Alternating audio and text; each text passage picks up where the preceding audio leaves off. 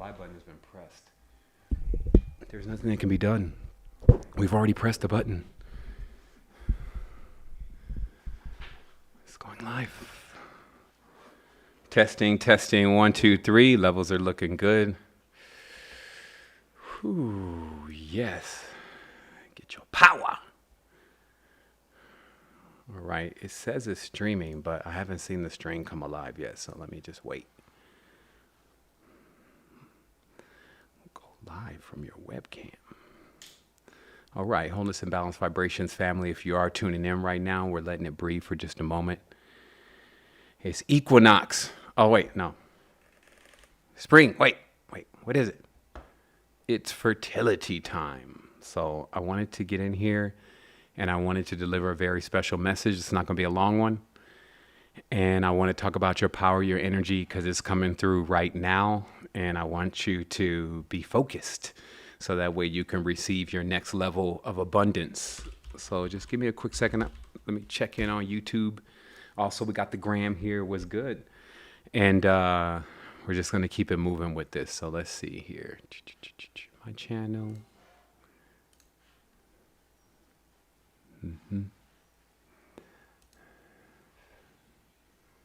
All right, so maybe this is not breathing on YouTube yet. So let me see. YouTube stream now. It says it is.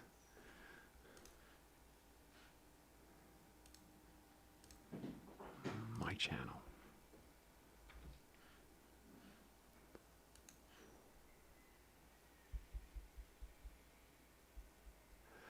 All right, do you see anything on that YouTube Understanding channel yet?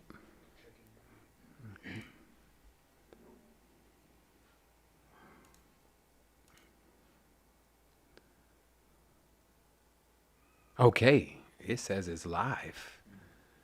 It says it's unlisted though. What does that mean?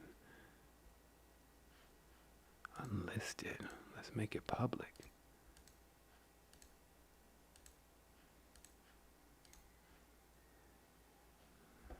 Okay, I see. Stream now is like now I get it.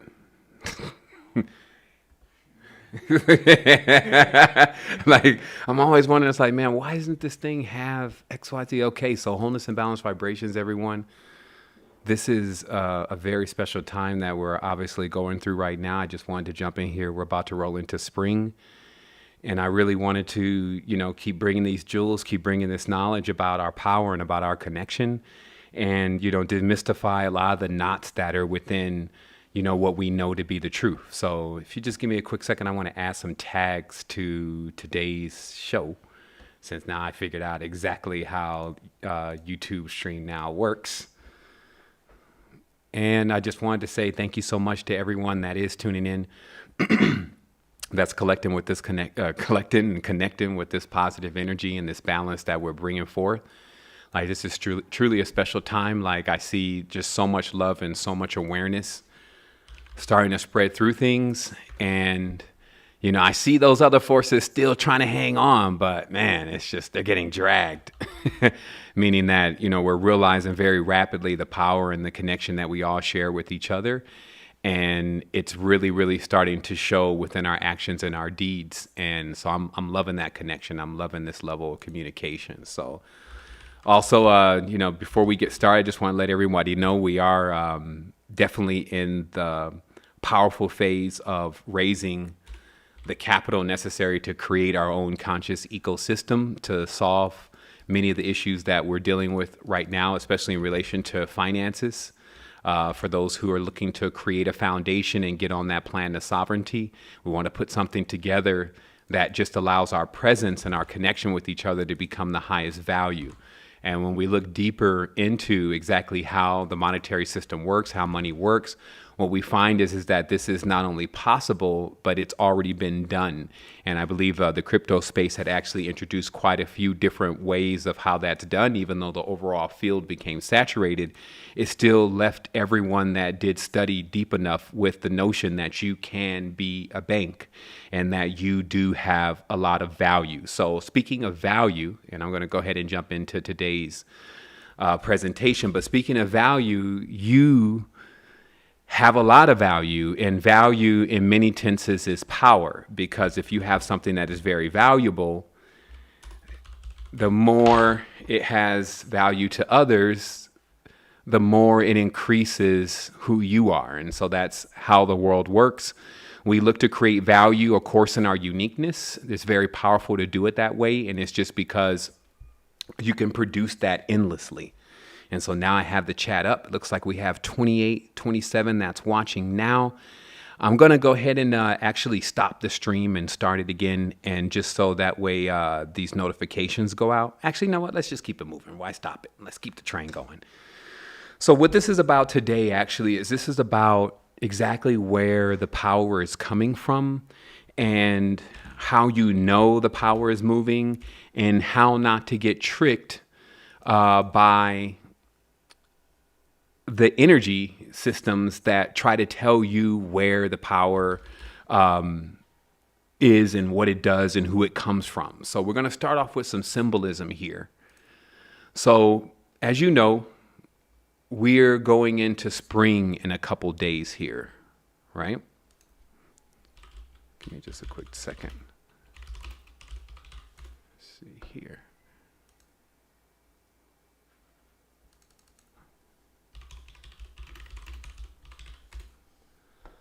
All right, here we go.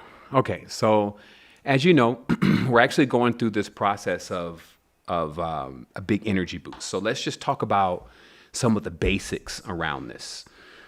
So when you think about fertility, abundance, right, building current, this is what people are still clicking on those. Hey, listen to the 5 secrets of the millionaire. 5. We've interviewed 10 of the world's richest people, and here's what they said of how they became rich. And people still click on that because they want to be rich. They want to be wealthy. And we know that also connects into abundance. Okay, so somebody did say, wow, no notification. Okay, so this is what we did. And I mean, this is what we're going to do, because I definitely want to make sure we share this message live. I'm going to stop the stream, and then I'm going to start the stream again. And what that's going to do is it's going to allow everybody to get the proper notifications on YouTube. And I feel like that's very important, because we just have such a strong following there. And this is really a real-time message. That's why we do it live. So yeah, let me just stop it and start it. So you'll see the notification here in just one moment. All right, it's time to go into rare form, I guess.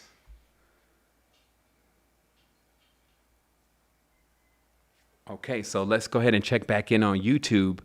Unfortunately, YouTube, they had a little situation where they unlisted my live channel. Well, actually, let me not put it on there. Maybe I did it. You know, it's just like a natural instinct. They did it. They tried to get me. They're censoring me. I only got 100,000 viewers, but I got that grade A. So you know, they want to keep it away from everybody. But no, that's probably not exactly what's happening. It probably was user error on that one. So I don't want to be the guy who cries wolf. So I'm going to take a moment now to make sure that everybody is connecting. Cool. Okay, so everybody says they're good. Then I'm going to do a quick sound check to make sure that we can hear each other. Great. And then I'm going to go in, because I just wanted to do 15 minutes in here, heavy duty, real occultism, as we know, nothing less. So I'm just waiting for somebody to say in the chat, yeah, we can hear you. It's soft. It's good. It's not spiking. I'm not going to complain later.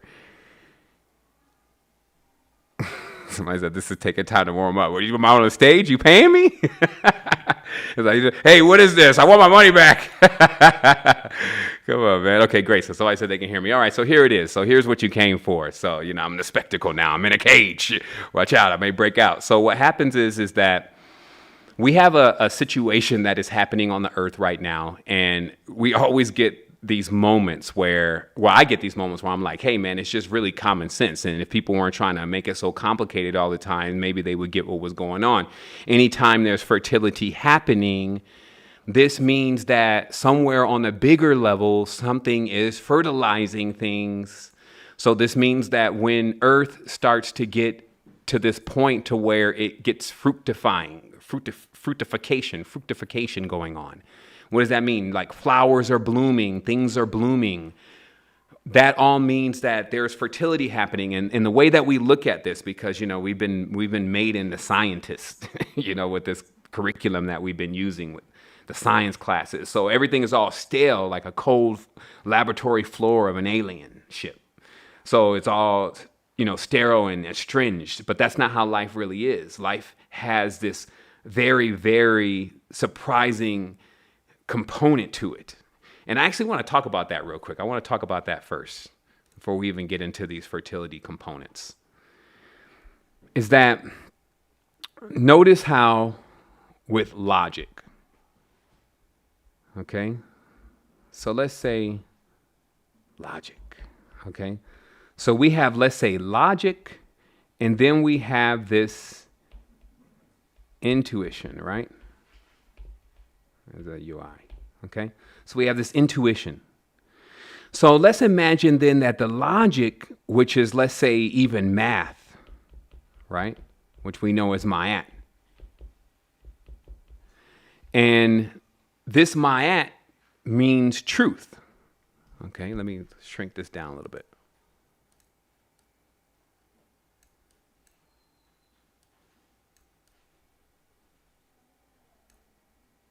Just give me a quick second here.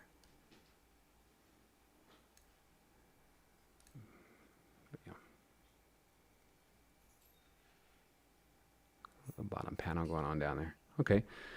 So this logic or this math, which means truth, it's always going to be like that. Meaning that if we come 10,000 years in the future, we'll be able to predict what's going on as long as we're dealing with the logical fields. Okay. So many people gravitate to these logical fields because they don't have really the element of surprise. So we'll say they are negative on surprise because everything that's going to happen. So 2,000 years in the future, you can just do this mathematical equation of cause and effects, actions and reactions, and you can even project yourself into this space. Even if you're just because you're extreme logic doesn't mean you don't have access to what we call the astral plane of the spiritual world. They're extremely logical beings on these planes. But there's also extremely intuitive beings on that plane also. So the reality here is that with logic is like, let's say, the masculine side of our consciousness. It can sometimes even be boring because, after all, it can predict everything. Everything is always estranged, okay? And it's interesting why I'm going to mention this because this is where I want everybody to realize why there's 4 poles. Let's say a positive, negative, versus this concept of that there's just 2 poles. Because if you were just saying, well, Ma'at and math and logic, and you're saying that's male, but that's supposed to be a female. And that's what you have to understand, that anything that has power has what? A male and a female component, right? And so in this extreme logic or Ma'at where everything can be predicted, it kind of gets really boring, or not kind of, it's very like orthodox in a certain tense. It's like there's no like expectation. It's like sit down, nothing to expect. It's like sit down and relax, keep calm. That's really the energy around the logic. So of course there would have to be something that wasn't like that. And that's where we get this intuitive side. And this is what they call the marriage. Let's say we'll call that the holy marriage. Sometimes they call it the sacred communion. Okay? And the reason why we deal with so much conflict every single day is because these 2 sides in most beings are constantly at odds with each other, versus any being that goes into hyperintelligence learns how to make these 2 sides work together and actually fall in love with each other. Because let's say if you're being logic all the time and you know everything that's going to happen, you start getting very boring. You're looking for the surprise. Now, let's say, for instance, also in this case, the surprise has a lot to do with the woman in itself too, or the female itself. The surprise is like the birth of a child that always looks different. The surprise is like when you're going deep into the womb, into areas that have not been mapped by logic yet, you don't know what to expect. And for beings that know what to expect all the time and are bored by that, they get excited by actually being able to dive into these intuitive fields. While beings that have been polarized into the intuitive fields and can't actually find any stability or any kind of bearing in what they're doing and meaning and purpose and all of that, simultaneously attract to the logical fields because they're looking for that stability. So if you can say again, the intuitive, free-spirited woman side is looking for that male side that actually gives her more logic. But that male side, let's say because it's ma'at, you could say it's more like it's her evolving into a woman and basically becoming having the knowledge of an elder to realize that actually it goes beyond even just male and female. So I hope that's been very clear for everybody in relation to just this first aspect of understanding how you have this logical side of the consciousness and this intuitive side of the consciousness, and they're in a marriage together. That's even what we can call the spirit and the body. Every single dual component always could be separated into these two forces because that's how they always appear. So this begins to demystify the numbers because there's a number that's coming up known as 322. And because one of the major secret societies has taken that number and has associated it with death and all this and then made everybody scared of death, then everybody gets, not everybody, but a lot of people get around to these points when there's really a lot of life happening and they don't really get how the life connects to death because we're also coming out of a season and going into a new season. So the numbers are 322, and if you notice the number 3 is always symbolic to the triangle, right?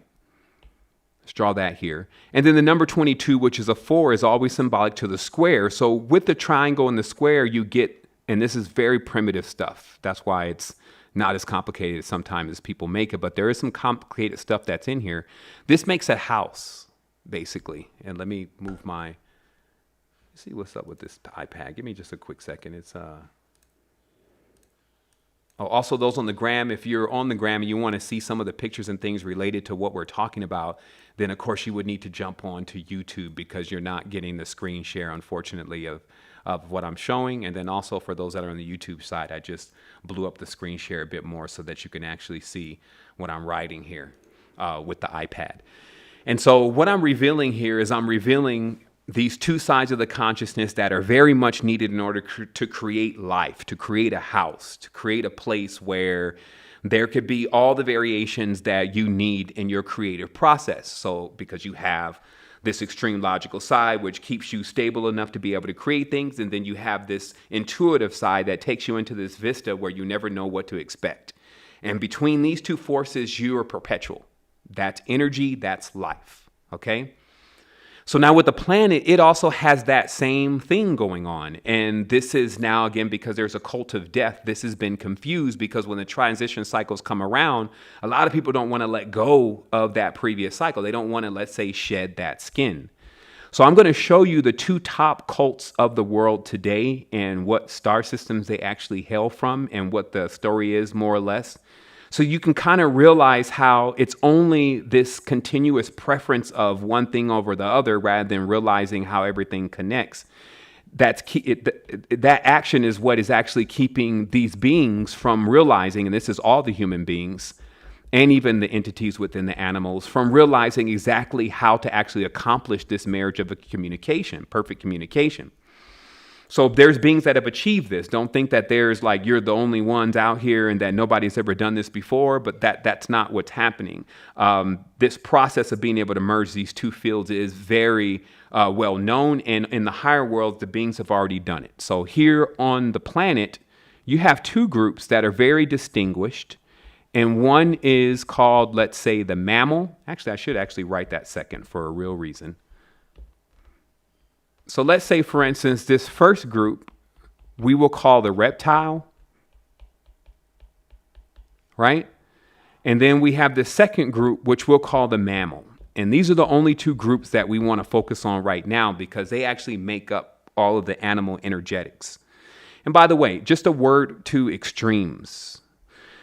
If we at times can just use the elements that we have in our daily lives to determine what's really happening, we can see that on one side, fire is like an extreme because on this other side, ice meets it as an extreme, right?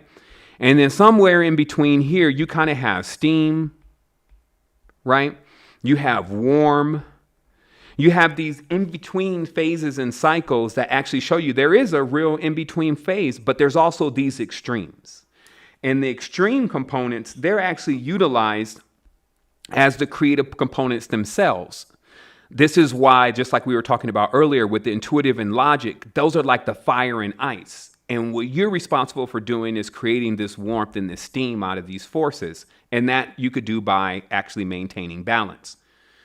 So we have then this reptile and this mammal. And the reason why these two are the most instrumental is because if you really look at the Earth story, let's say even the Earth animal story, even the occult Earth story, they always involve these two beings, whether it's the mammal as the human being and the reptiles as the invaders are coming from another planet or from inside the planet. But you always get these two forces. And there's a reason for that.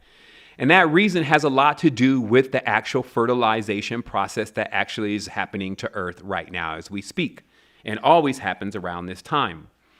And what this has to do with is it has to do with these constellations, which I'm going to talk about specifically, which are Taurus, Aldebaran, the Pleiades, and Orion. Okay? So if you notice here right away, and I'm going to give you just two occult stories and some occult symbolism. So in Orion, let's say, is supposed to be some giant man, okay?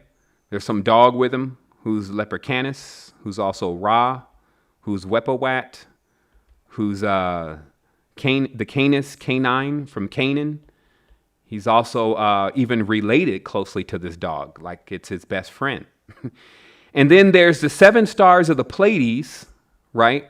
Which we kind of always see as like chicks, like Electra and all that, right? Because that's the mythology in the Greek mythology. But anytime you get the number 7 and related to stars and lights, you can automatically start running off a 7-band light system. And what that equates to, let's put some color here. This equates to a spectrum. Oh, yeah. Oh, thank you. I'm glad I got my partner over here in the studio with me. Thank you. So, excuse me, I'm going to go back over this really briefly. So we have this symbolism of the giant related to Orion, like a big man. Big man, want to make some big bucks. Then we have his dog, which is Wepawat, where you get www and your www dot. And this is known as Ra. This is also known as Canis. This is also known as Cannabis. This is also known as Anubis. So this dog is very instrumental, and it's his best friend. They have a special relationship, but we won't talk about that right now. And then we have the 7 sisters of the Pleiades, right, hanging out over here. And these are supposed to be women. So right away, if you just want to just make this a club, there's a big guy and 7 girls. I mean, what's going to happen here? Probably a lot of fructification. And that's exactly what this constellation is generally symbolic for, that through the Pleiades, many say, many of the races of the world and many of the different persuasions of the world come from this. However, there's one final mystery about the Pleiades, which is kind of like obvious when you really think about it. And it's just that anytime you get 7 of something, you're generally talking about 7 colors on a spectrum. And you're generally talking about, and this is where you would get, let's say, this pyramid, and then light going into the pyramid. And basically what you get is you're getting that each of these is wombs. And this is sometimes seen as what they just call the great serpent. Basically a womb, okay? Let's say a womb, okay? And that by the time you go through this womb of these 7 colors and you pop out the other side, you have now like a full-on, what they just sometimes symbolize under the pentagram, you have a full-on phi-base body. Like and you're going to be basically of this race of Orion and the Pleiades, right? And now I've seen these guys run around. Like I've seen people who are so devout to this that they actually unlock all of it. And, if they unlock what we call the inverted part of this, because now if you notice, there's an hourglass here. Okay, let me turn that on. So you see how there's like an hourglass shape sitting right here over where this is got this circle right here. This is like an hourglass, right? So this hourglass is also symbolic to exactly how Orion is more or less constructed with its power.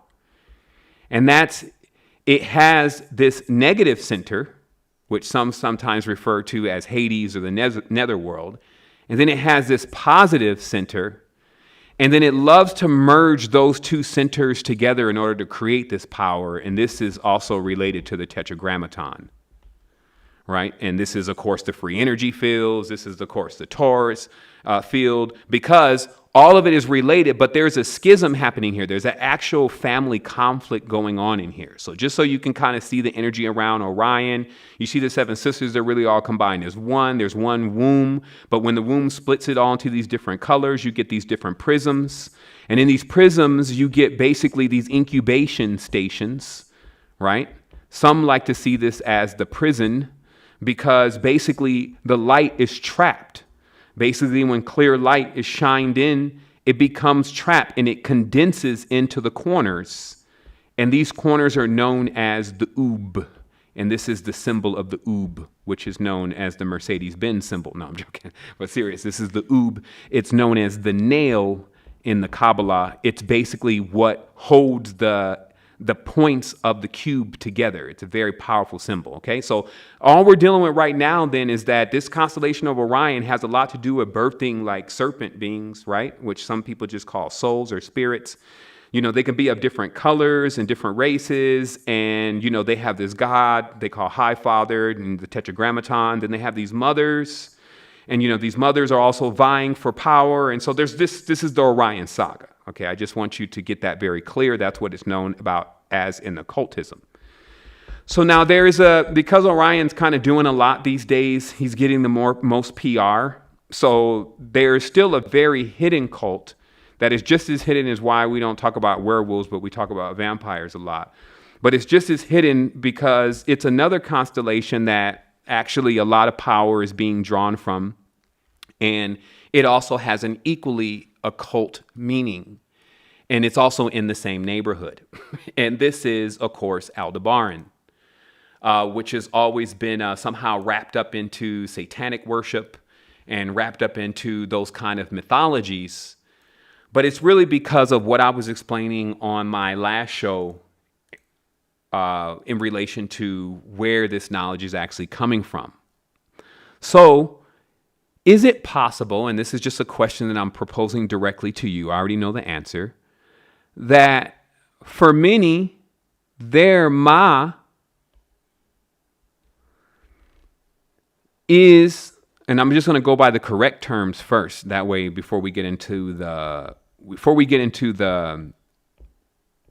degradation, okay? Now, the ancient tongue it's called the Arak, okay? So an Arak is where we get the English word a from, okay? And it's because this English word a, and we've talked about this, actually is the horns of a bull, okay? And this bull is Taurus, okay? So you see up here in this constellation, let me see here real quick. Let me get I just need one more image here. I thought I had downloaded it. Give me one more second. Let me just put up some of the occult images related to this, and then I'm going to find the actual constellation itself. Just give me a second here. I don't have that running. Let me move me out of the way.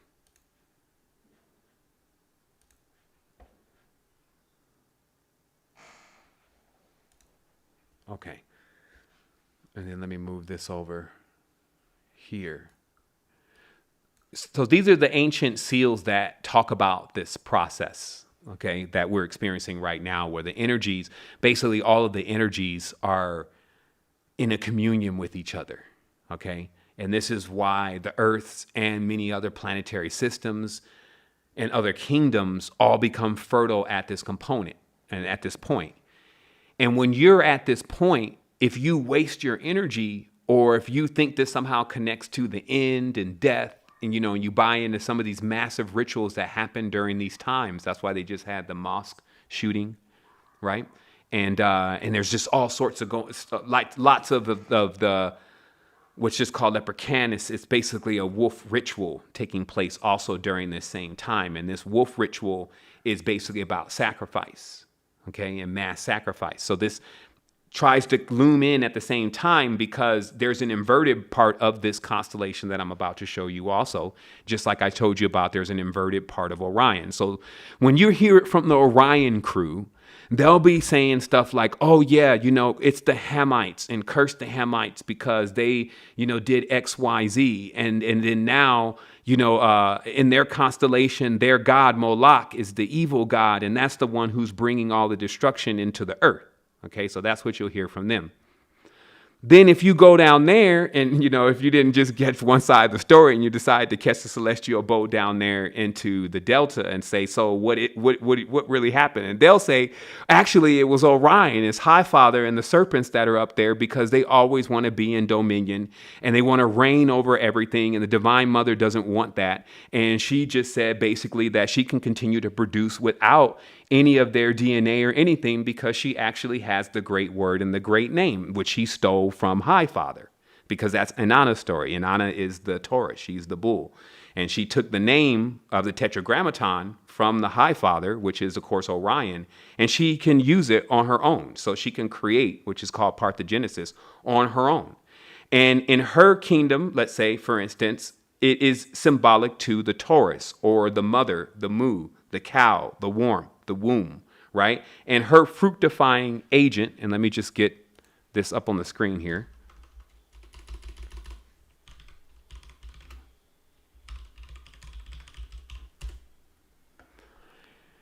Is the bull, also known as Aldebaran, which is also symbolic to a triangle in itself. And this bull also moves through and it basically fertilizes this region. And so let me just put that up here on the screen. And very briefly, we're coming to a close here. You see Aldebaran here. You see Orion. You see Taurus. You see the Pleiades, okay? And in this, what you're seeing is really this.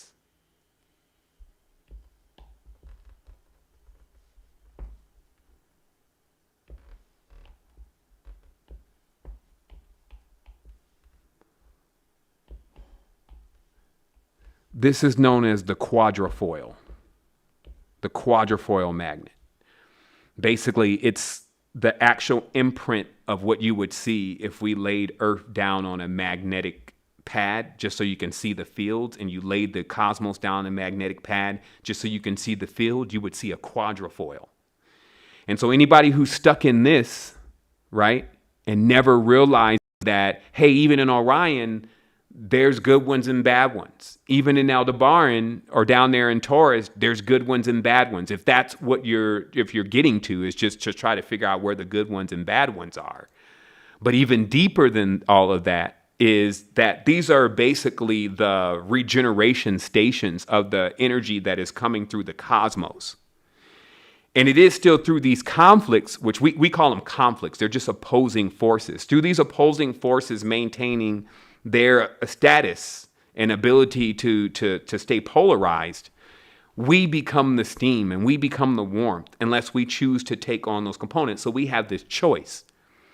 And choice is basically what binary and all that really is. Yes, no, on, off, back, forth. All that is what's just called choice. And through those choices, we can program our own reality. So if we want, again, because you'll see the energies roll around, and as you know this knowledge more and more, you'll notice Easter will roll around.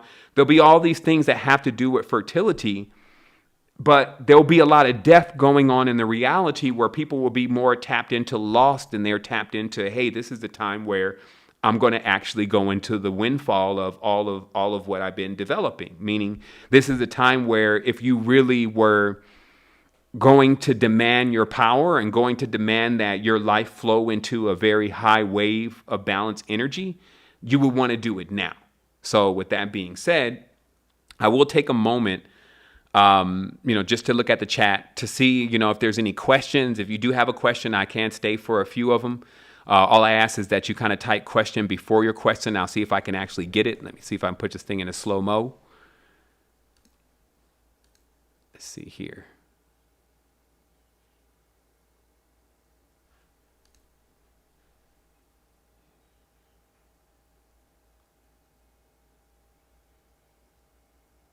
right? So it seems like we got about 357 people on.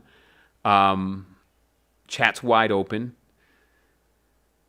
And we're just taking about 5 minutes to see if anybody has some questions that are directly related to what we're talking about that need to be answered. And while we're closing into those final questions, I'll just bring in some final thoughts into this. So the reason why I want to make this very simple for everybody, because this is how the ancients taught. And then when we looked at their knowledge, and because we were confused, we thought that all of their knowledge was just like primitive and we had went so far. But even under the basic symbolism, when you know the basic symbolism, it's almost like when you see this symbol, you're already talking about stars. You're already talking about specific planetary systems. You're already talking about fertility components. You're already talking about suns, like actual solar systems. You're talking about a lot. So this is in itself so arcane that any architect that knows what you're referring to, or knows where to find these symbols, or knows what these symbols mean, also knows how to line up a perfect energy system. And actually that a perfect energy system would be lined up inside themselves. So they would come into this great stage of awareness that there's these forces that are moving through, and each of them are vying, because they're primes. Each of them are vying to be you. Like, oh, you're just a triangle. Oh, no, you're a moon. Oh, you're definitely a sun. And it wants to keep you in that phase, because that's it. That's how it works. That's how they are. That's how nothing's ever going to change that. It's just like why gold is gold. But when we look at the human being, this is what's so amazing. We find that the human being is gold too. You got gold moving through your body, and you got all this other stuff. So rather than looking at it as like this huge drawback of our experience here and what's happening because we're having a little bit of difficulty actually getting something so powerful back under control and into our level of awareness, it's better now to look at it as you're in an immortal vehicle that's never going to end. So the faster that you really gain bearing on what's happening, and even simplify that for yourself, like tell yourselves these stories that make perfect sense. And when you look into these beings, that you see every part of what they really are. So for instance, when we look into the reptile, we know reptile only has one strand of DNA. That means that there has a tendency to be more of just a direct, I'm not changing my mind, always acting before thinking kind of behavior. And then when you go further and you look at the skin, like we talk about the derma or the dream or the shedding skin of the serpent, is also seen as the illusionary component of the human being, which is basically our skin. The outside skin of the human being is symbolic to the serpent, and it's constantly shedding. And it also shines. It actually gives off these rays of these different light spectrums that have a lot to do with your aura. But the tricky thing about it, and the reason why it brings about illusion, is because it covers all the other organs. So in most cases, people are more concerned about their outer appearance and how they look and what the skin reveals than things like their heart and things like their kidneys and spleens, which are also chakras, equally working to keep the entire vehicle alive. And then you also have mixed races, of course. This is really where things get pretty interesting and why we always get these surprising variables. And that's why they sometimes call it the great harlot or the great whore. And this just means that it's a womb that actually is able to take in so many different kind of suitors that all types of beings are birthed from those combinations. So, of course, there's very estranged beings that they have an issue with that, meaning that because they haven't had that mixture yet, then they're sitting over there like, we shouldn't mix. And then one of their kids end up mixing, and then they're just sitting back there pissed off on the bed like an old crystal scroll bird. I can't believe, Daddy, I'm with him. And it's just like, king and the pawn go back in the same box. So until we stop playing the games of division, do we ever realize our true power and what all these forces are for? And also to remember that what we kind of dealt with was when we knew everything and we were aware of everything and we were like, everything was super sleek and vectorized and, we had control over time and all that shit became boring because after a while, what is there to expect? So this is why they always say that, that Yahweh has his Ashira. And what that means is that all of the supposedly logical forces always have an extremely intuitive bride that they've hooked up with in order to keep things interesting. And if you don't have that in your world, and that's for any being that is working with this quadrifoil system, if you don't have that in your world, you won't really find a lot of motivation to continue in the world. And so when you abuse these forces also, if you abuse the divine feminine within yourself, and a woman can do that and a man can do that because you both have that pole inside of yourself. So if you abuse that side of yourself and then reject what is actually in the reality, whether you've been coerced to do that or you don't see the beauty within yourself. And this, of course, is a lot of why this alien mythology always comes out, because it wants you to look to these aliens, just like it may want you to look to another race or maybe even another animal or animal type or anything besides self. And what we've learned is the greatest power is to realize that it is not only all a part of us, but that when we look inside for this, not only do we find it in a way that is different than when you're looking for something externally. So somebody's asking for the application of the process of the knowledge. It's a very open-ended question. Like, I would definitely advise that questions be drilled in a bit more to the specifics, because the application of the knowledge is based on really the individual. There's so much that can actually be done with what is being presented. It's really about drilling into some of the most simple things first, like what are you drinking? What's up with your water, your diet?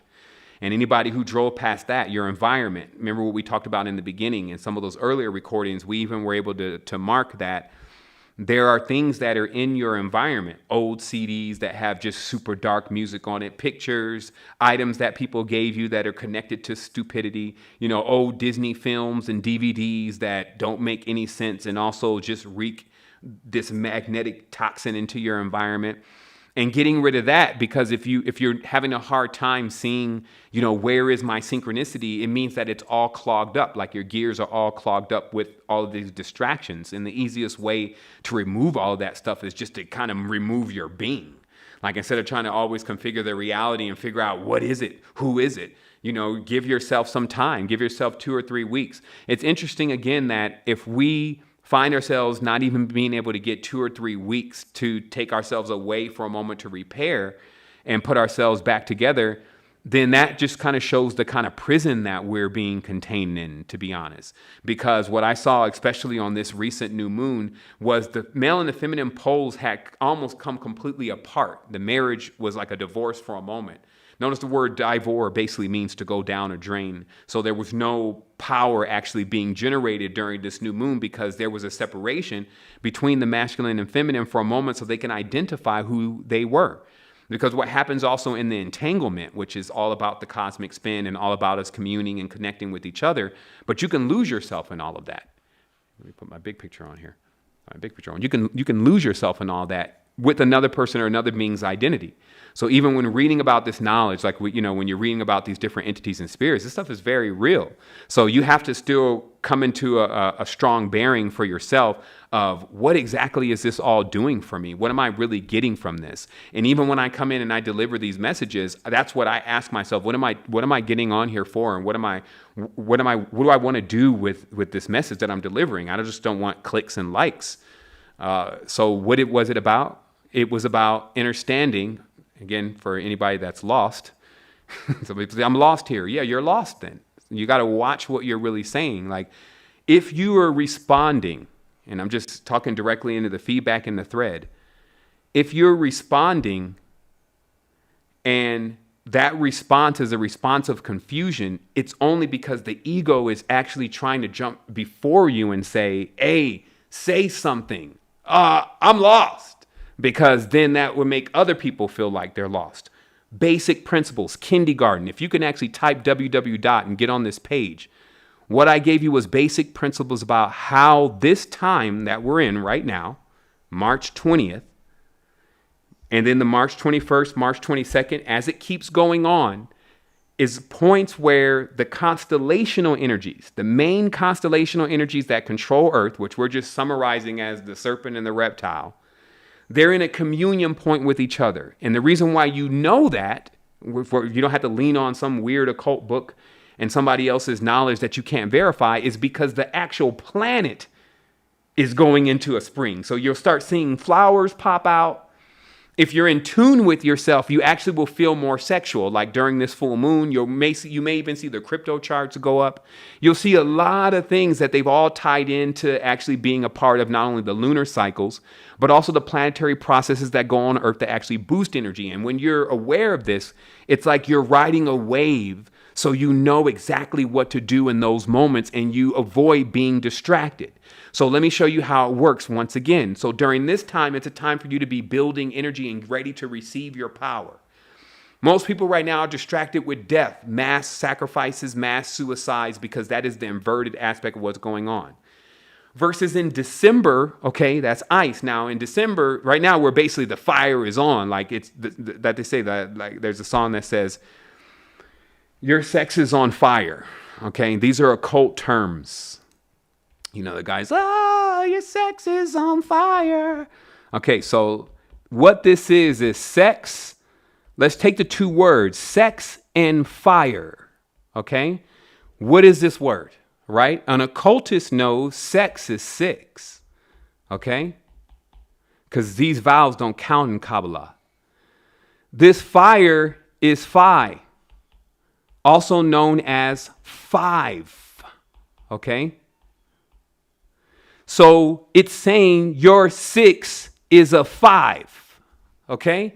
And what this means is encoded in the Washington streets and a lot of other places on the planet, you see a conjunction between these two numbers, 6 and 5, which are symbolic to Venus and Saturn, a young woman and an old man. So you basically see these fructifying components, and this is what has got the sex on fire. And this is what is being talked about. And it's because humanity is treated like little kids, where they still haven't even had the birds and the bees conversation about how the animals play along into even us even getting here, right? Like, so there's these gaps in the knowledge, like we're dealing with little kids. And that's why little kids remark and say, I don't understand what's going on. I don't know what's happening, because that's like a childlike phase of saying, I don't know where I'm at. What am I doing? When every single thing around you, from how you got here, what you believe in, even your spiritual traditions, if you understood what they really mean, your math, your language that you're speaking, all this reveals to you exactly what's happening. So when you're able to merge those two forces with a 6 and a 5, which gives you 11, this actually is the birthing component. It actually creates the dual components that create the birth. So all these numbers are archetypes then. They're energies to create certain things. And when you understand, because really it's just always an even and an odd, that's how you can summarize it for yourself. If you're trying to go into the deep arcana about the number 6 and the number 5, it's there. But for a master that's just trying to summarize things very fast, 6, 5, positive, negative, odd, even. Okay, I know what it is. It's the two forces, the horizontal and the vertical waters. Life will be created there. But if you have this schism going on, which many people do, you're born naturally in a schism. How do you know that? Because you're born not an androgyne, and there are real hermaphrodites that still kind of pop up every now and then. But an androgyne is going to be born with both of the hands in equilibrium, not favoring one over the other. There's going to be a dual component system of the fertilization system. However that looks, it just means that the person doesn't feel like that they need to go out or externally for any kind of thing that is about them generating energy. And you still have these components installed, some of them not functioning as well, some degraded in certain states, but still inside there is an ability for you to power yourself with bliss, prana, and energies that you're generating wholly from the pleasure that you're having with you being in love with the reality. But when you're pissed off, and that's why it doesn't matter. If you get mad about something, if you're angry, it doesn't even matter. Like, even if it's whatever's fault that you think it is, you're vibrating something that nothing on the high end of abundance is going to be around. It's not a want to be around. It's laws of resonance. So if you're feeling great, you got a smile on your face. Even if, like I said, you got to start pushing into your own consciousness and saying, you know what, man, it's just get on with it already. Like, you're always mad and upset. Like, look at yourself. Look at yourself sometimes. Like, Think about, are you mad and upset and always want to fight all the time and always want to argue? I don't believe that. That's not real. That's not true. I hate this. I hate them. Why is this happening? So it doesn't really matter what's really going on in there, Doc. You're dark. And that's the sleight of hand. That's the forked tongue. That's how easy it can really be to convert a being that otherwise would be like some kind of light being and accelerating into a vast state of consciousness into just a foundation or a footstool that we stand on, because there's nothing that is powerful about that. It's just all about being just dense in those stages. And that's holding things up. And that has a use. And that's what one of the most important things to realize about all this. You're not going to change darkness and remove it from the world. What you can do is work to keep it in equal measure to the light by creating that within yourself and doing big things. Like right now, we have some big imbalances happening because some big things are opening up to happen too. But because this is a real-time framework and you have architects, magicians, savants, you name it, all working in this framework, it's really also about the most harmonic consciousness, the one that really has their 6 and their 5, their angel and their demon, or their light and their dark, their reptile and their mammal, really working together and actually on point, will see the greatest level of acceleration versus any other beings who have not actually opened up those components within themselves, because they are locked. There is a real intention by this society and by these all-pervading spiritual systems that we're seeing. We're living on this. So don't stick your head in the ground like an ostrich. The reason why we're even here talking about this is the holy knowledge has been virtually stripped from the youth. And here we are back again, basically de-demonizing our own energetic system, because these people have you believing at times that these symbols belong to the Illuminati and that these symbols are all about evil cults and this was the worshiping the sacrifice of the children and blah, blah, blah. When all those symbols mean is that, once you come into adepthood, your child is sacrificed for sure. Because as it says, when I was a child, I did childish things. But when I became an adept, I put childish things away. What is this talking about? What this is talking about is this is talking about, for those who are proposed masters and professed masters, that, see, as a child, the child has fun, okay? The child's excited. The child's surprised. Things are always new to the child, right? Think about what I'm saying. So there's a certain part of the child aspect that's great. It's amazing. But it's different than the adept. Okay? Now, the adept may know how to tap back into the child side of themselves, but the adept has transcended the surprise and transcended the entertainment and transcended all of that and come into the final essence. The thickest essence, the thickest ether. Do you know what the thickest ether is by word? It's called Sirius. Okay? Sirius. Because, see, all that playing around that many are doing, because they're like, you're remote controlling your life. You're being, in this whole system and letting them tell you what you are and acting confused. And now you're reprobate mind. And now you all this. And so when all that's going on, it leaves one the inability to actually tap into who they truly are. And who they truly are, it unlocks a very serious kind of scenario at first, especially. Because when you haven't been dealing with the truth and all of a sudden you're confronted with it, something's got to switch about how you're actually perceiving things for that moment. We call that it gets serious. So all the little play, like you sometimes doing with the childish behavior. I don't want that. I want that. All the little play when you take too many of the dosage or when you drink too many of the glasses or when you say certain words, all the play goes away and it gets very serious. And that's the realm of the adept. So this year, 2019, is a time for us to get very serious. There's been a lot of playing because the society, as we know, the educational system has kept everyone in a childlike phase and only woken you up to your adulthood like all at once. That's what these Me Too movements and all this stuff is really about. See, these are great initiations. The reason why, meaning that their great initiation means that it's taking place with a lot of people at one time. They're initiations into something. So if you notice that initiations, especially some of the hazing initiations, always contain the components of the leader doing something to the new initiate that becomes humiliating to the new initiate, but also brings a common place or a camaraderie amongst all of those initiates. Okay. So in this recent session, why a lot of people don't, or a lot of beings don't want to speak about it, there has been older beings, if you may, that have come into this younger planet and have done things that would equate to molestation to the planet for their own reasons and their own selfishness. Okay? So when that happens, that's like a planetary hazing. Okay? Because now there's a large group of the beings that have had something happen to them that is very embarrassing. And in that process, because when that happens to them, the one that conducts all that, it becomes like their leader for a while, like their abuser. You can watch this in psychology, but this has happened on a planetary level. So it becomes their leader. And until they confront it, can they ever really break out of it? And that's how secret societies really work. Like they have, like, let's say, for instance, the common action, and Chappelle was talking about this, is that when men join these secret societies, they drug them, and then the leader sexually sodomizes them. And when they come back to, they're shown what happened, and it becomes very embarrassing for them. But then they find out that it happened to everybody, and that becomes their secret.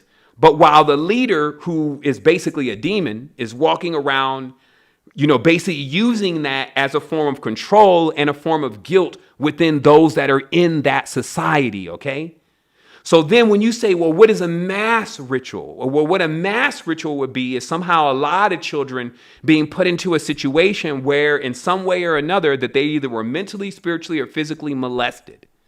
So they would have that as they would have that as their component, but until they confront, and that's why we confronted God, the old dog face, 10 years ago, until you confront that, then everything is going to be under that. And that's why they call it the Lord, because it's the lowest star, but everybody is worshiping the Lord. So everyone is worshiping the lowest thing. They're told, you're debased, you're a wretch. And this is not just church, okay? This is like, if you look into any system, this could be Churchill.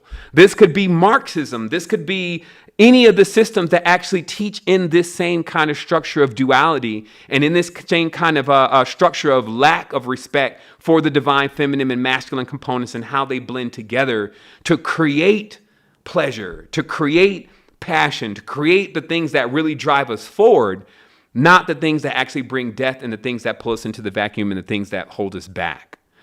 So with that being said, I'm just going to glance through here one more time just to see if I missed anyone that had that question out front. And I'm sure you get the point in relation to exactly how to conduct your energy through this process of, especially 2019. This is so serious because the reason why a lot of this stuff also lines up numerically, it starts lining up based on the days and then the lunar cycles. And it's because we're getting to 12 o'clock. Like I told everybody, that's 2020. So you're going to actually see these archetypes, these planetary systems, these chakras. We're going to see those actions in your life. You're going to see those people come around, right? Like whatever those beings are real beings. If you got your eyes open, you'll actually see, oh, okay, so she's really a Venus character. Like now that I think about it, that's her whole thing. So the reason why, again, it's important also for people that hold these archetypes, even though I wouldn't advise it, I would advise be in full spectrum. But those that hold the archetypes, let's say, for instance, this chick, she really gets into the whole Venus thing.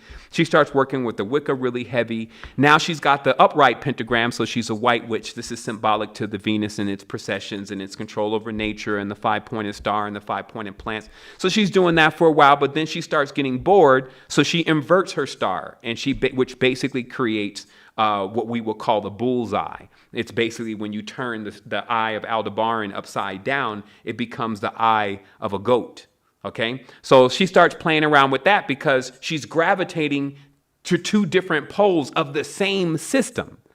But somehow, because they call it the left hand and the right hand path, but it's on the same body.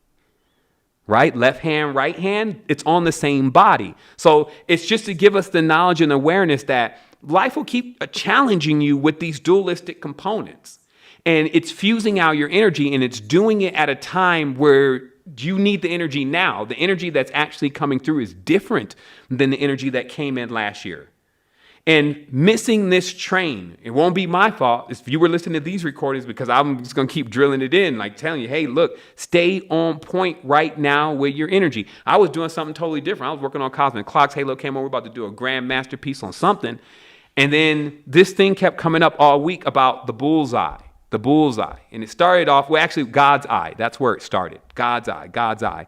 And it was because they have a little project where the kids make this kind of God's eye design. And it's basically two sticks, and then you weave them, put them together. I'm sure a lot of people know about it. Somebody can share the link. But with this God's eye, it just kept coming up. It kept coming up in, what the kids are working on. It was like I turn on the videos, and it's all about, this God's eye. And then so it's like, okay, already, what's up? Because, I keep seeing this, and it's just like, okay, Sevan, just focus for 1 minute. What is God's eye? And I said, well, it's the eye of Aldebaran. It's the bull's eye, because that's what we're actually talking about in that respect. That's what the occultism means. And just like the word target, like when they say target, like the company Target's logo is a bull's eye, because the bull's eye's target is actually where you should shoot your fructifying component in order to fertilize the bull, so that way that you're able to produce more milk, more abundance. Okay. And that's what that symbolism has to do with. Now, going deeper, because again, I always get called in for the uncomfortable aspects of what goes on in the physical reality. Remember, we were talking about how in the ancient civilization that were really connected to this bull, that all the people inside of the dynasty actually had for themselves bull's horns. Let's just look at that real quick. Just so you can understand this specific race of people and them actually coming to Earth and them still being here in the planet in the form of DNA. Okay? And so if we just again look, everybody here has horns. The female has a horn. The males have horns and wings. And, there's more horns here. And these are even some of the more recent images. Anytime you go back to the older images, like these are some of the older images, these are all horns. And if you go into Upper Egypt, you'll see more of this motif, because this restylization, by the way, of the Sumerians is virtually false. This is all a restylization. The real Sumerians, you'll definitely see those images as you keep scrolling through every now and then. And you could just tell that they're just totally different. It's like somebody did a redoing of the artistic work to, I guess, try to Europeanize it. And, this is like a Europeanize. And all they do is they just go in and they change up the facial features. But what this is about that Ham actually, as they say, went into his mother. But this is why Isis is holding her son on her lap, and basically was reproduced as MLK, which is where even, of course, African people are familiar with Martin Luther King, but it's actually a cognate for Moloch, because the M you see here, there's no O, the L, and then the CH is the K, and that's Kabbalism. And the reason why they want to make this like, oh, it's demon worship, is because there's a war going on between Orion and Aldebaran, i.e. this fake-ass war going on between black people and white people, this fake-ass war going on between reptiles and mammals. You notice the fake war with reptiles and mammals. Notice how in all the occultism, they keep telling you, oh, yeah, the serpent.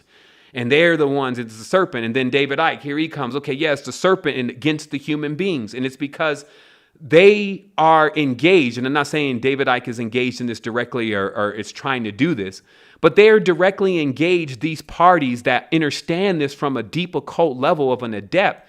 They're just trying to break these pieces apart. This is a simple Jed. And when you break this apart, like if you remove this one piece, this is like an entire car. So if you remove this, this stuff doesn't even work anymore.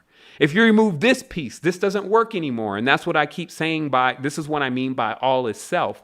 What I'm saying is if you don't know about all the components and where they fit in, it just doesn't work. So get your power back. Get your power online. You're going to need it. If you make this effort right now to dial into what I'm saying, if it didn't make any sense to you, replay it again and replay it again. It'll click. I've read stuff that it was already encrypted.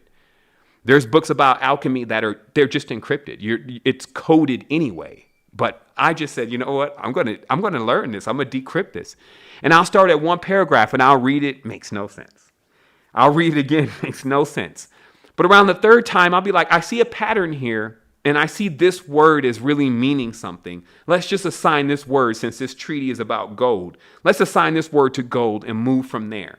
And by the time I'm done, if I really want to expunge the knowledge from that alchemical treaty, if I really believe that it has something in there for me, because that was my original reason in going in there, then I'll be able to get it out of there. And that's what we also have to remember when we dive into these wombs. Whether it be one of these 7-star Palladian systems where, you're going deep down the tube of the snake, or you're going right into the big giant womb of the cow goddess. Either way, you need to have a plan about what it is that you're creating and what it is that you're doing and how these powerful forces work. Or else you end up in the same situation that many humans have been in, and that's creating the demons. And let's explain that real briefly, because companies can be demons. When you create something that it starts to gain its own level of power, and then you can't stop it, and it starts to become a problem for you, that's what we would say, quote unquote, is a demon. Okay, so let's explain this a little bit deeper. Now, let's say, for instance, that I'm going to show you how pacts with demons work in Hollywood. So let's say, for instance, I got natural star power. I'm good. I'm born on the right days, 10, 22, 78, 10 arcana, 10 major arcana, 22 minor arcana, 78 cards. Okay, good. So it's Jeb, J-E-B. This means Lord of the Earth, and I got all this stuff that's happening, right? So I'm good. But let's say a Kabbalist is also watching, and before I become completely aware of who I am, this Kabbalist, also sometimes gurus, slips under me because they know that I'm designed to actually do certain things, okay? So in this process, what can happen in that process, and this is what happens in Hollywood and the music industry a lot, is that now this Kabbalist, let's say a Leo Cohen, knows that this cat, like a DMX, has this ability to be able to magnetize, or let's say a Jay-Z who's from Marcy. Marcy means a serpent charmer. So he's coming from a project that means serpent charmer. He's got Memphis with him, which is the Memphis rite of Mizraim, the first pharaoh. He's got Cam with him, which is Kim, right? And so this is like a real divine process going on here, but I'm sure Jay-Z, which is a cognate of J to Z, which is basically the God.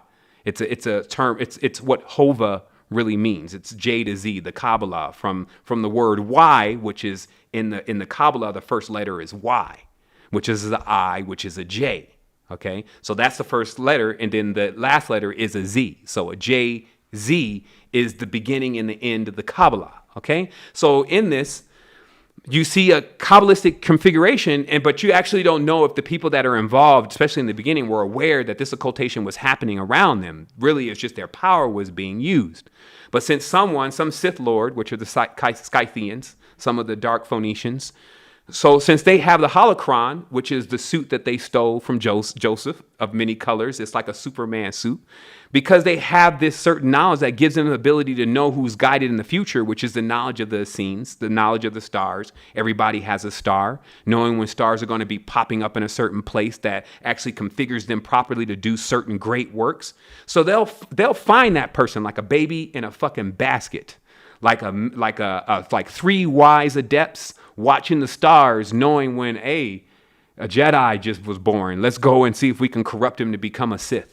Or let's build a cloud around him and actually see if we can convert him into the dark side. That's kind of what generally happens to people who are born on these systems. So let me show you what happens to them when they're not even wise of their own energy and power. So what happens is that now every being has a certain amount of power, and it's based on the time that they're going to be here and their actions. But there's a sum total, and that sum total is within your star. So these brokers, they broke asses, the ones that work this magic, what they do is that they basically get you to sign a contract for your energy. And this is how they do it. Of course, the contract is nefarious. Of course, they're going to bankrupt you.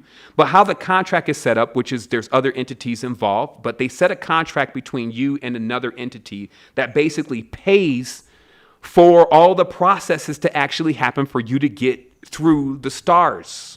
Basically, every time something is moved out of the way, something must be replaced. So if you're to go to the top or the bottom, something must be moved. In either way, you're going to be struggling and wrestling against entities. So even a being that wants to become the ruler of hell needs to be able to defeat Satan. You get it? So what happens is that these beings are enlisted to make all that happen on the metaphysical plane, and they charge for it. So what the Cohens do, which are the priests, the lying priests, they broker the deal and basically charge the person way over what they can afford. So they're going to be in debt. Now, this is the same banking system. So how this works is at first, when the transactions start, the energy starts coming through because the vault, they open the energy vault, by the way, completely open. They open the valve completely, okay, which can actually destroy your chakra centers, but they open it up all the way. A real spiritual process, you gradually become open and become aware of your powers and your abilities. They, through their Kabbalistic seal breaking, which they break into a chakra, break jewels, steal jewels, okay? So they open it up the vault completely. And so what this looks like is now you become an NFL star, okay? And the amount of power around it is crazy. Like I had a chance to be an NFL star for one day because they kept confusing me. I was in Atlanta and I went to one of the official after parties and they let me in through one door because it was one of my boys' tickets. And from then, I mean, like 5 people hit me up at first and I kept saying, I don't play for the Rams. I don't play for the Rams. Well, shoot, but after the 6th person, I was still in my younger years. I was like, yeah, because it's just so much. It's like little kids run, just sign my helmet. So all this energy that's coming out, right? So this guy is like living in he's overloaded, actually. That's what all the chains are about, because they're trying to actually keep him reined in and chained in. And so, and all the jewels and all this stuff is going on around this guy. He has no clue what's happening. So all this stardom, the star power, this shine, this lights, and all this energy, this money, and all this is happening. But what's really also happening is his time wheel is spinning faster. So he's actually aging faster and spending all of the power from his star all in those moments. Okay? So then this is what happens. This is how the deal really starts to suck, literally.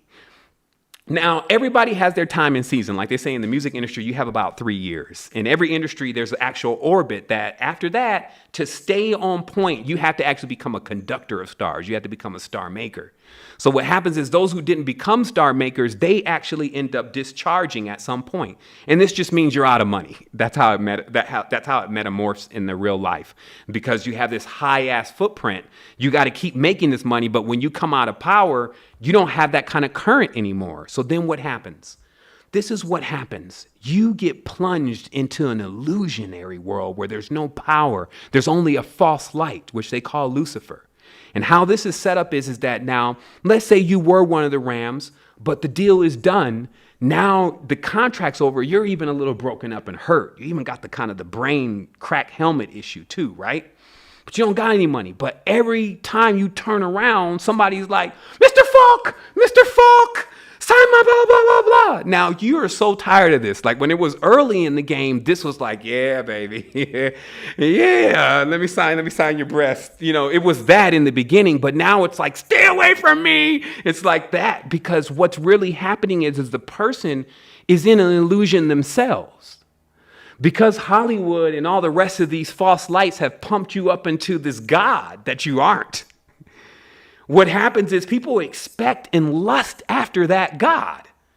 And so when you don't have any power anymore, but you still have to pay this person. This is what happens. So when they come up, I want this. What they're really saying is they want the power from the lust that they've accumulated from the illusion of who you are supposed to be, who you are not. Now, remember, the Kabbalists are gone. They're on to the next guy. But you're still footing the bill, and that's what's happening. So, as I said, I always love to bring in those jewels and let you see exactly what's happening behind the scenes because for some reason I just have direct access and they kind of like me back there because it's just about maintaining the balance and realizing you're going to stay in this forever. So you might as well figure out where your component is of comfort. You see what I mean? We don't die, we slide. So you will go into another experience, and hopefully from this one, you will gain enough awareness of how to, one, charge, build your energy, don't leak. Because the more you leak, you're going to get in debt. I showed everyone the picture before. I'll show it to you one more time, just where you're at.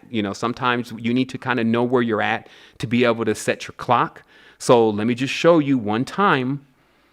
This is one of the oldest depictions of what this looks like. Let me put this up on the screen.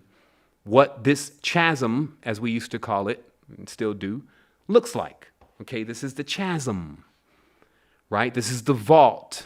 This is when they talk about floods. It's because when this thing starts acting up, okay? And let me throw in another image here to zoom in a little bit. So what is this? Like, if we were to zoom out of this, we've seen a lot of symbolism and stuff today, but if we were to zoom out of this and just had to make a logical guess of what we were looking at, the first thing that we should surmise is that this is like a drain, okay? And let me put me up here.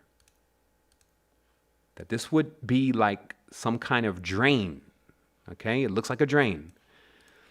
So now the occult laws behind this process of something like this being created is because light not only gets trapped into these gravity wells, black holes not only exist of gravity wells, but also water in itself. Water is extremely heavy. You ever lift a water bag? We were using water bags as weight bags.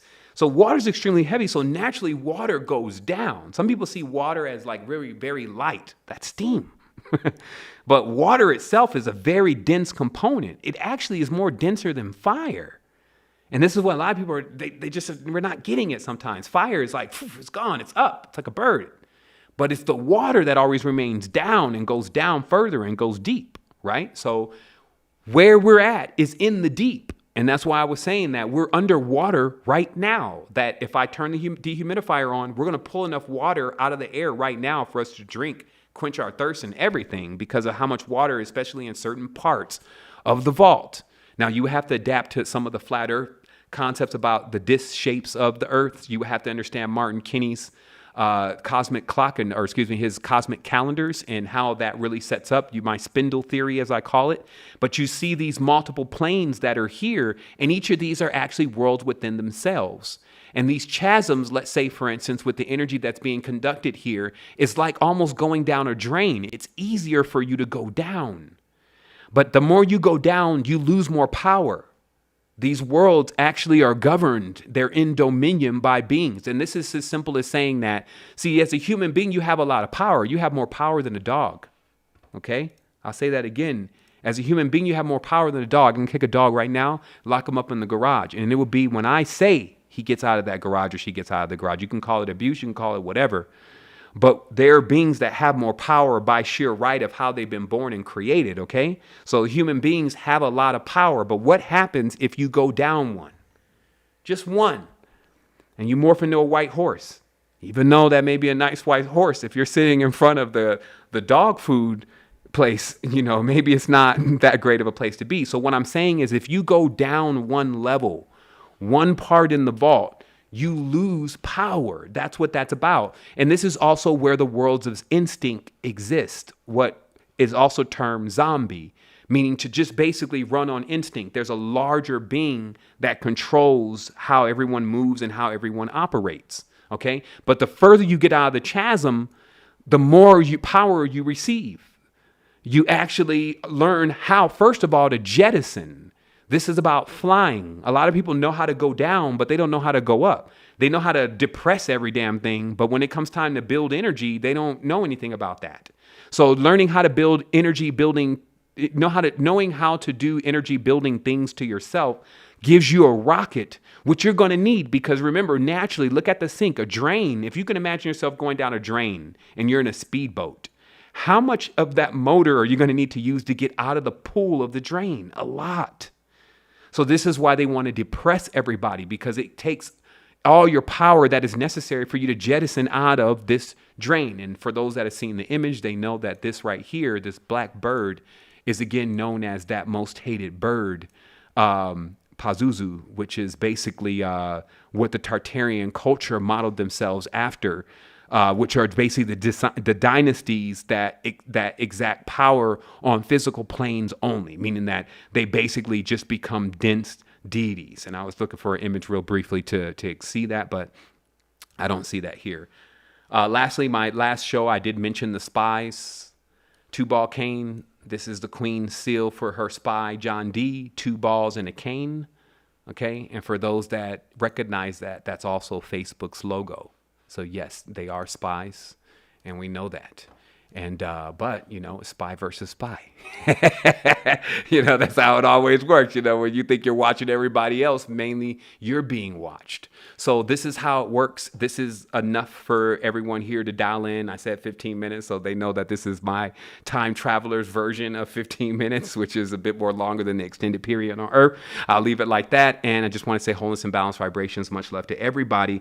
Definitely check out the Mindful app. Like, this is going to another level. If you can be instrumental in assisting us in doing that, it'll be also greatly appreciated, because it's something that we want to deploy rapidly, because we want to bring in these sovereignty solutions. And it's so important right now to actually build our own platform to where we're generating current on our own. That ability is actually there for us to do, for us to begin to clean this energy that we're dealing with in everyday life, and us start to create things that have a direct connection with our uniqueness, which is the fruit that comes from our own tree. Remember, that's what you can do endlessly, inexhaustibly. You don't feel like that somebody's pulling your energy or that you're being drained. Also, remember, don't get drained. This is literally a vortex type reality. But when you go into that higher stage of consciousness and self, and you sit in that space, you're able to also even see the benefits of the drain. Like, this is really what it's about. It's about realizing that element of surprise is always what keeps you coming back in here again with another plan and another stage of awareness that you knew not, because you just chose not to know. And remember, there's that other logical side that you know everything. And then there's, hey, let's go ahead and see what we can do for the uniqueness of the other beings. And that's what you don't know about. And that's what should bring you excitement. So that's all I have to say for today. I trust everyone as well. Have a great time. This is a big crossover for us. This is where the energy actually meets up. And this is a great way to go forward with this spring. So wholeness.